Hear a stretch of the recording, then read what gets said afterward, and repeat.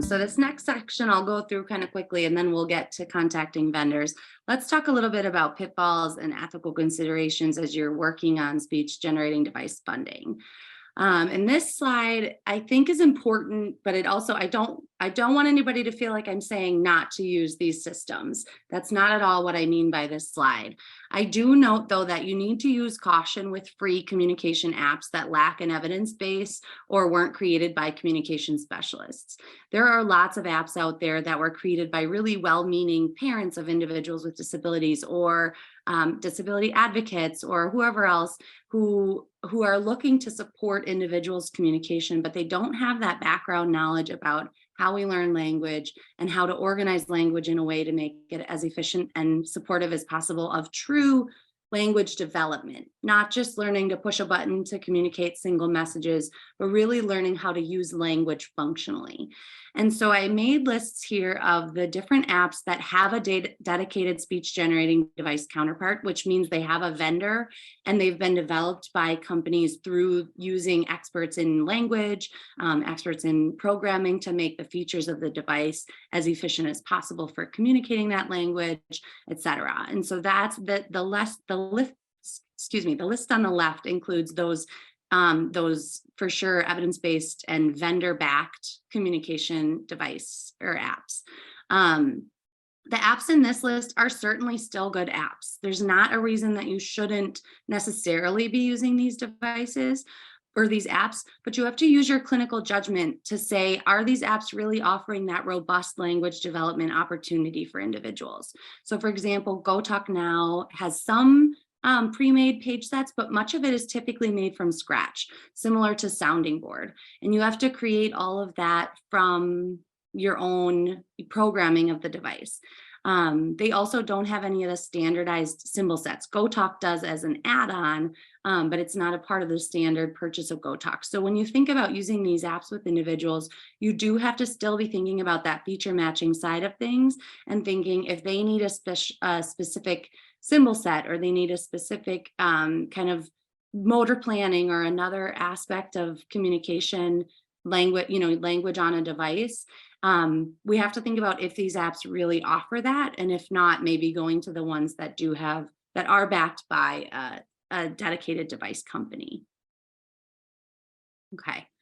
The other things we have to think about are pitfalls with SGD vendors. So going back to those requirements for getting a device funded, remember, we can't have financial relationships with the vendors of these devices because we have to be an unbiased recommender in terms of making sure that we're making the recommendation based on our clinical judgment and the needs of the individual and not based on the company that, for example, has the most responsive vendor and it's easiest to get a hold of their devices.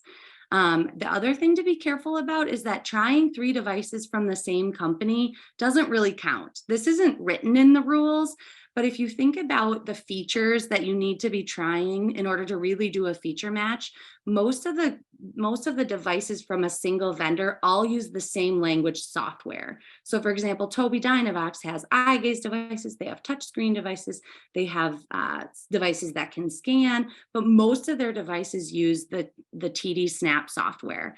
Similarly, the PRC company uses Unity on all of their devices, regardless of whether they're accessed through touch or scanning or eye gaze. And so when you try all 3 devices from the same company, you're not really doing a linguistic feature match because you're not looking at the differences between the language setups in each of those companies.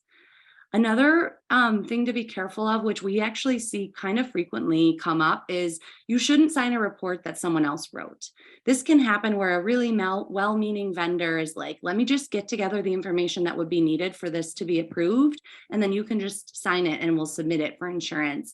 Although we know that's coming from a good place, it's important that you really have done the legwork of seeing the individual use those devices, making sure that they're the best fit in terms of the features that help them with that true language development, and then signing off on the medical necessity of that device. And I think it's important to remember that you can always ask for a second opinion or additional support from other professionals. So in the schools, thinking about who's on your assistive technology team, or who in CISA can support you, who in your administration can support you, and who on your team right there within your own school can support you in this process. And then also thinking about reaching out to other providers. Us at the Weissman Center, we're always happy to collaborate with teams and help you guys with this process. There are other providers across the state. For example, Communication Innovations is developing their Accelerate program, which is focused on augmentative communication. So thinking about where you can go for a second opinion or additional support if you need it. Okay. And then just a few other like ethical considerations to think about as you're working with speech generating devices. This top one isn't really about funding, but I think it's important to keep in mind when we think about communication devices getting easier and easier to customize, programming them with pictures and changing the words and changing the vocabulary is really easy, which is really good because it means you can make it very motivating and individualized to the person. So on one side of that, you do want to be customizing to make sure that the device represents that individual's personality and their preferences. There are more and more options for skin tone or voice settings to make them as personalized as possible to the person and their culture and their preferences. But on the flip side of that is you have to be careful about maintaining the integrity of the page set. And what I mean by that is if somebody gets a system with Unity is really based on motor planning. And so the places where the different words are on the page set matter because part of what they're learning is the motor plan for touching those buttons in that exact location and order. So if you start moving things around in Unity, you're going to throw off that motor planning piece and you're going to lose what made that system a good match for the person in the first place. There are features of devices that we can change and customize, and there are features that we should leave the same in order to really maintain that integrity. And so when you think about working with an individual, to customize their system, it's important to know those features and know what is okay and isn't okay to change. You can rely on the vendors for support with that if you're unsure. They should be able to describe the features of their systems and kind of why they're unique or different from other companies. Or you can also talk with other speech language pathologists and kind of do that problem solving together if you're unsure. I think the other piece that's important to keep in mind is that effective interprofessional practice is really essential here. And Kathy kind of alluded to this about, relying on your team and thinking about how we leverage the expertise of our OTs or our PTs.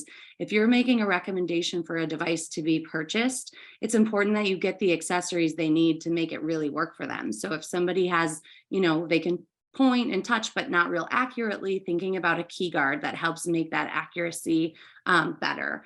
Or if it's somebody who's going to need a mount because they are in a wheelchair or a Rift and activity chair or other supportive seating throughout the day, making sure you get that equipment purchased with the device so that they have the best chance of it working well for them. And then finally, really watch out for those conflicts of interest when you think about vendors and funding sources.